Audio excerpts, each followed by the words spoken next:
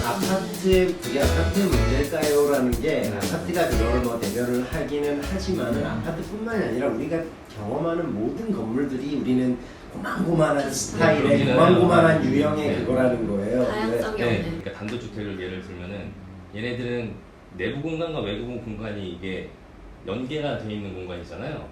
근데 아파트는 내부는 내부고 외부는 외부와 단절이 돼 있어요. 어떻게 보면 백야드 같은 경우에는 외부긴 하지만 내부처럼 사용할 수도 있는 건데, 그러니까 집이 아닌 공간이 되면은 외부가 되는 그런 인식.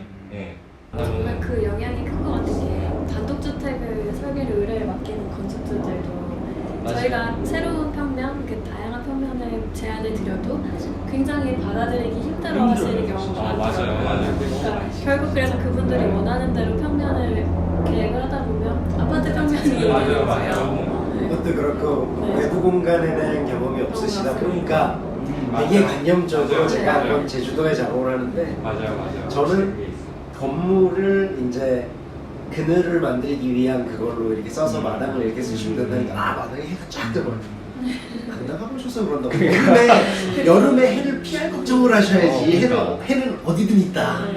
이걸 어떻게 피하냐가 문제다 하는데 그냥 관념적으로 해가 쫙쫙 내려치는 잔디밭 이렇게만 생각하는 그런 것도 있는 것 같아요. 그러니까 외국 같은 경우에는 그 아웃도어가 활동의 영역인데 한국에서는 그 마당이라는 게 관망의 그런 게 약간 좀 있는 것도 같아요.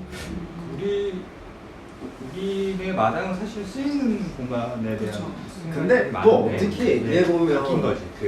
우리가 언제 마당이 있었어요 솔직히. 그러니까 조선시대 조선에 몇 명이나 마당 있는 집에서 봤어요. 대부분 초가집에서. 저는 그게 되게 한게 조선의 집은 뭐 한옥이 이렇게 돼서 그런 집에 산 집이 조선 사람들은 몇 프로나 그런 집에 살았냐는 거지. 양옥주택만 해도 마당 뭐 이런데 고추 말리고 그런 식으로.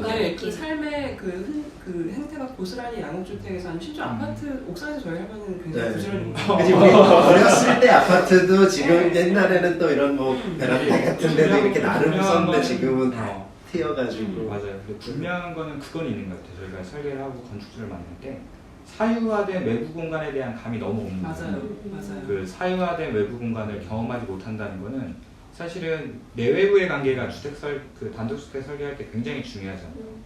빛이나 창이나 그 내부에서 시각적으로 이런 연결 관계들이 있는 게 되게 중요한데 이분들은 그 내부에서의 어떤 그 기능적인 거에 대해만 집중을 하는 거예요.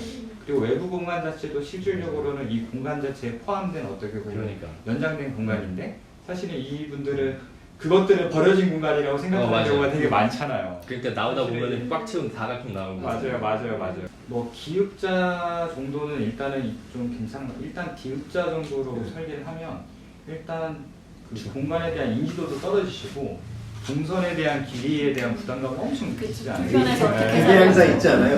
아니, 뭐 엄청난 부자는 아니지만 그래도 꽤나 여유가 있으신 분임에도 불구하고 이 면적이나 이거에 대한 결핍이 엄청나. 그래서 막 얘기를 하다가 저는 기본적으로 좀 일반적으로 얘기하는 쓸데없는 공간을 일부러라도 많이 제 생각은 그런 게 하나 좀 있음으로써 좀 숨통이 트인다고 생각이 되는데 뭐만 하면 베드 스페이스가 여기 있네요. 죽은 공간에서 내가 이거는 죽은 공간이 아니었는데 지금 형이 방금 죽였어. 나는 생각해서 그래도 여기서 좀 이런 게 있어야지 좀 숨통 한번 트이고 할 거로 해놨는데 이거 죽은 공간에서 네가 지금 죽였어. 근데 마당 같은 경우도 여러 곳으로 이렇게 쪼개놔야지 좀 더 효용성 있는 마당들이 나눠지는 건데 넓은 마당, 아이들이 뛰어놀 수 있는 큰 마당 하나를 지으려고 하니까 배치도 얘기 듣다 보니까 어떤 거세요? 주택 설계 해봤 아니 그 프로젝트로는 안 해봤어요. 설계. 그럼 아파트 살았어요, 단독주택? 저는 아파트에 살았습니다. 주택 커리큘럼에 보통 하나 근데 그게 제가 들어가지 않아요? 유학에 군대 막 갔다 오고 했는데 커리큘럼이 바뀌어가지고 리노베이션 프로젝트랑 원래 다세대 이런 거 이렇게 같이 해야 되는데 리노베이션만 2번 했어요. 그래가지고 주거에 대한 건 한 번도 안 해봤어요. 얘기 듣다 보니까 어떤 것 같아요?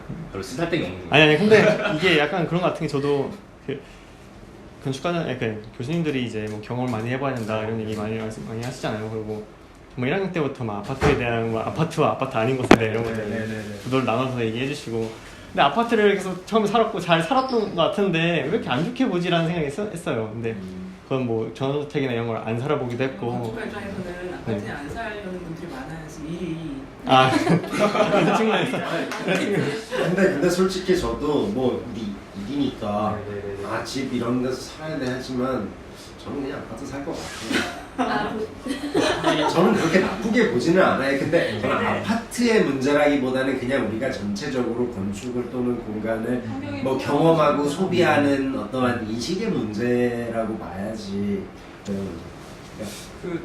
그런 거 좀 있는 것 같아요. 사실은 이제 제가 이제 얼마 전에 정수기를 바꿨어요. 정수기를 바꾼 게 아니라 집에 정수기를 와이프가 그렇게 달아달라고 하는 거예요. 그래서 맨 처음에 저희 정수기로? 물을 사 먹었단 말이야. 물을 사 먹었어. 물을 사 먹었는데 근데 이제 정수기를 무조건 달아야겠다는 거였어. 나는 이 정수기가 굳이 필요한가를 했는데 결국은 달았는데 물을 먹으려면 우리가 냉장고 문을 열고 병을 이제 페트병이 있을 때 문을 열고 생수병을 열어가지고 병을 따라가지고 이렇게 컵을 따라가지고 이렇게 마셔야 되는 과정이 있는 거예요. 정수기에 그냥 컵을 딱 들고 버튼을 누르면 바로 내려오는 거야. 그러니까 그런 효율적이고 그런 편의성이 엄청 좋아지는 거예요. 근데 예를 들면 아까 외부 공간에 대한 얘기를 했는데 사실은 요즘 아파트 단지 내에서도 굉장히 잘 된 외부 공간들이 있잖아요.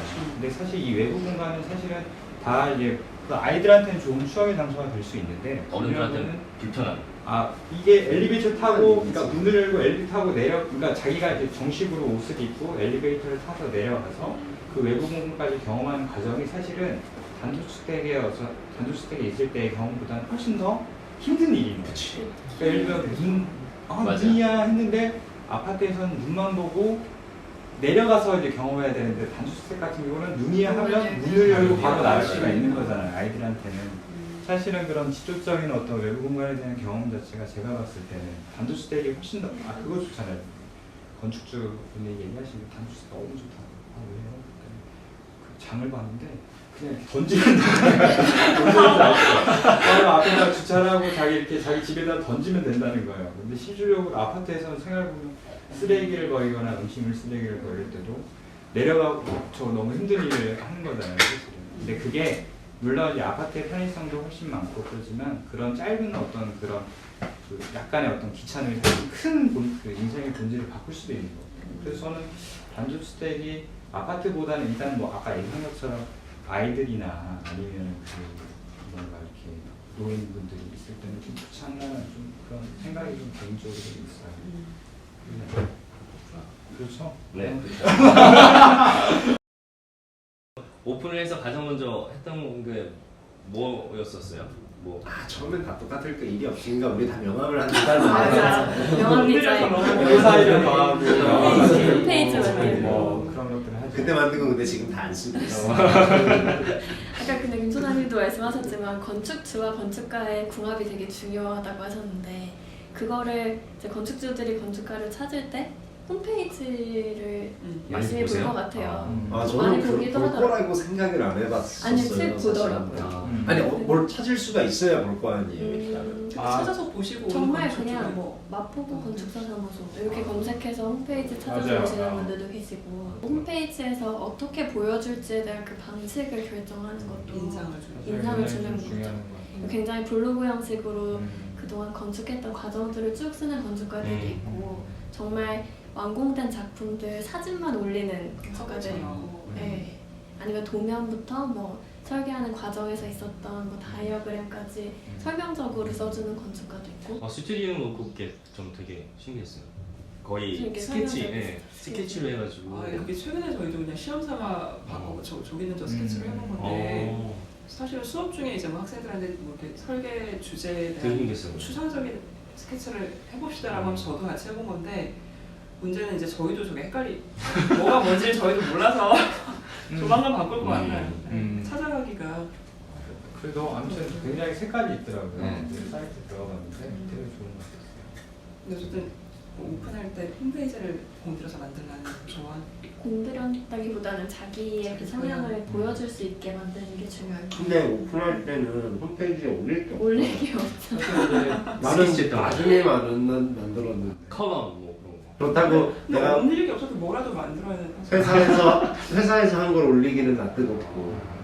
그 뭐 저는 맨 처음에 올릴 게 너무 없으니까 그 전 회사에서 했던 프로젝트 중에 제가 이건 내가 그래도 디자인했다라고 하는 프로젝트들은 이제 그 옛날 회사 타이틀을 넣고 올라있는데 지금 이제 어느 정도 이제 그걸 정리해야 될 때가 됐는데 아직 지금 시간이 없어. 저는 정말 올릴 게 없어서 졸업 설계 올렸어요. 학교 때 졸업 설계. 그 작사께서. 소보 건축은 되게 전략적인 게 클라이언트가 오면은 이제 만나는 장소가 있어요. 그러면은 뒤쪽에는 이제 책하고 뭐 모형 같은 걸로 있고 그냥 이쪽엔 그냥 평면이에요. 그러면은 건축주를 이쪽에 앉혀가지고 그걸 볼 수 이걸 있게. 이걸 보면서 얘기를 하게 아. 그렇게 얘기를 한다고 해요. 잘하시는 거죠. 되게 작은 건데 이거 전략적이다. 사실은 이제 뭐 사무실에 인테리어 할 때 뭐 건축주가 들어왔을 때 어떻게 가져가야 되는지에 대한 시퀀스를 사실 고민할 수밖에 없죠. 다들 고민하세요? 네. 어, 외부 출입구가 너무 협소한데 이것들 어떻게 해야 되나 뭐 예를 들면 뭐 이런 생각을 하기도 하고 아무튼 내부에서 좀 좀 건축주가 이제 어느 정도 진행이 될 때 사무실에 와서 이제 뭐 이거를 했지 처음부터 그런 저는 사무실이 그냥 우리 작업실이라는 그게 해가지고 누구한테 보여주거나 내가 어떤 호스피탈리티를 제공하기 위한 데라기보다 우리가 효율적으로 일을 하는 곳이다. 실제로 근데 건축주가 건축가 선정할 때 사무실을 보고 싶어하는 경우가 좀 있잖아요. 네. 우리 사무실 분위기 되게 많이 네. 좌우해요. 네. 그 저희는 여러 조사를 가끔 돌려요. 네. 그러니까 저희들 이제 페이스북하고 뭐 그런 쪽으로 해서 그러면은 건축가를 선택하는 가장 뭐 이런 거 해가지고 한 4개 정도 놓고 뭐 기타 뭐 이렇게 했는데 기타에서 화장실이 있었어요. 근데 이런 근생 건물에 있으면 내 화장실이 아, 아니잖아. 내가 마음대로 할 수는 충분히 없잖아. 공감 가는 것 같아요. 그 큰 사무실에서 맨 처음에 들어가면 화장실 그린다는 얘기 있잖아요. 네. 어떻게 보면 그게 큰 사무실의 힘인 거야. 아, 맞아. 사실은 이제 그 조그마한 사무실에서 오게 되면 좀 더 큰 일을 할 수 있지만 그 큰 사무실에서 이제 그 신입사원들이 왔을 때 한 명이 그 화장실을 가지고 열정을 쏟아서 막 한단 말이에요. 그러면 아무래도 그 화장실은 좀 더 좋아질 수 있는 거잖아. 무슨 얘기냐면은 화장실까지 신경을 쓰면 좀 더 그러니까 저도 화장실 좀 보거든요. 그 이제 다른 건물 저도 많이 해요. 네. 이게 그 그래서 화장실 공감을 화장실 보면 아 이거 여기는 여기까지 신경 썼구나 좀 이런 게 사실은 좀 보이기도 하죠. 소장님은 이어서 홈페이지 그 가상의 나의 집을 잘 꾸미는 거의 시작이 중요한 것처럼 저는 그 작은 공간이라고 해도 자기 공간을 투자할 수 있는 여력이 되는 만큼 최대한 그걸 조금 본인 기준으로 좋게 아니면 보여주고 싶은 방식으로 어떻게든 조금 준비하고 출발하는 게 좋을 것 같아요. 사실 제한된 비용에서 그렇죠. 다들 출발하니까 네. 아쉬운 거죠. 사실 맨 처음엔 뭐 요즘 뭐 이렇게 공유 오피스나 뭐 그런 데서 시작하지. 아무튼 여유가 되면 자기 공간, 자기 사무실을 꾸미는 거는 사실 건축가로서 되게 중요한데 처음부터 그렇게 시작할 수 있는 사람들이 많이 없죠. 사실은 많지가 않죠. 그러면은 코워킹 오피스를 쓴다거나 아니면 아는 건축가의 사무소에 책상 하나를 빌려가지고 이렇게 시작을 하는 거는 장단점이 있을 것 같은데 어떻게 시작을 할 때는 괜찮은 것 같아요? 저는 좋은 것 같아요. 저는 무조건 파트너들이랑 같이 시작하는 게 되게 좋을 것 같아요. 파트너를 하나를 찾아가지고. 네. 왜냐면 사실은 시너지라는 게 무시 못하는 거거든요. 제가 아까 얘기했지만 허들링이라고 표현했는데 그 어려운 순간순간을 옆에 누군가가 근데 언젠가는 사실은 이제 헤어질 수도 있고 이제 각자 길을 가는 게 사실은 이제 그렇게 되겠지만 맨 처음에는 사실은 프로젝트 양이나 아니면 뭔가 좀 내실을 다질 때는 확실히 맞아요. 파트너랑 시작하는 건 되게 좋은 부분이 좀 있는 것 같아요. 네, 이제 아까 말씀하셔가지고 홈페이지. 멋진데요. 홈페이지 딱 보면 그 되게 컨셉추얼해서 스케치라해서 되게 좋아요. 그리고 제가 아는 이거의 가장 큰 약점은 프로젝트 성격은 저렇지 않아요. 그냥 정말 포장만 저렇게 라벨만 붙여놓는다는 걸 제가 알고 있으니까 조금 약간 좀 아주 본질적이진 않은 것 같은. 홈페이지 사실 제대로 하려면 한도 끝도 없잖아요. 그쵸, 사실 계속 우리가 업데이트도 또 해줘야 되고. 외주를 더 줄 수 있는 아 부분이 힘든 일인가요? 시간이 네. 많이 아. 그게 근데 이제 뭐 신경 쓰는 것 자체 그냥 아무튼 좀 이렇게 계속 업데이트하는 것 자체가 굉장히 사실은 뭐 쉽지만은 않은 일이죠. 그리고 요즘은 또 홈페이지뿐만 아니라 너무 홍보해야 될 다른 채널들이 많아지다 맞아요, 보니까 맞아요. 근데 오픈하면 거의 초반에는 혼자잖아요. 좀 버겁지는 않아요. 그냥 지금은 이제 괜찮으시지 않으세요? 저는 그러니까 그러니까 개업 딱 하고 처음 프로젝트 할 때는 엄청 무서웠죠. 그래도 저는 뭔가 이렇게 그때 다 같이 저희 이제 조인했던 네. 사무실이 거의 같이 처음으로 시작하는 그런 분위기여가지고 사실은 좀 더 좀 의지할 수 있었어요. 이제 보통 저희 허들링이라고 하죠. 저희 팬들이 나중에 이렇게 허들링 한다고 그러잖아요. 서로 막 이렇게 힘든 과정을 이렇게 좀 겪어서 좀 훨씬 좀 편하게 넘어갔던 느낌이 있는데 그래도 이제 개인적인 일을 하다 보면 일을 해결해 주진 않잖아요, 이 친구들이. 일하는 것 자체가 너무 재밌었던 것 같아요. 그지 않아요? 그때 이제 내 일을 하고 있다는 그런 것들이 정신없이 했던 것 같은데. 맞아. 제일 처음 한 프로젝트가 이제 뭐 근생 건물이기는 한데 그렇게 작진 않았어요. 7층, 8층 네. 이렇고 그런데 저는 뭐 그냥 제가 개업해서 한 저 프로젝트뿐만 아니라 제가 국내에서 한국에서 처음 하는 거 저는 회사는 안 다니고 학교 다니면서 안 다녔다 그랬잖아요. 그러다 보니까 좀 열심히 하면서도 되게 두려움이 너무 큰 내가 하지만 확신이 하나도 없는 거야. 이게 맞나? 뭐 물어보고 찾아보고 하지만 그러고 물어보려면 내가 뭘 모르는지 알아야 물어보고 근데 내가 뭘 모르는지 모르는 게 제일 어려운 불안함. 거죠.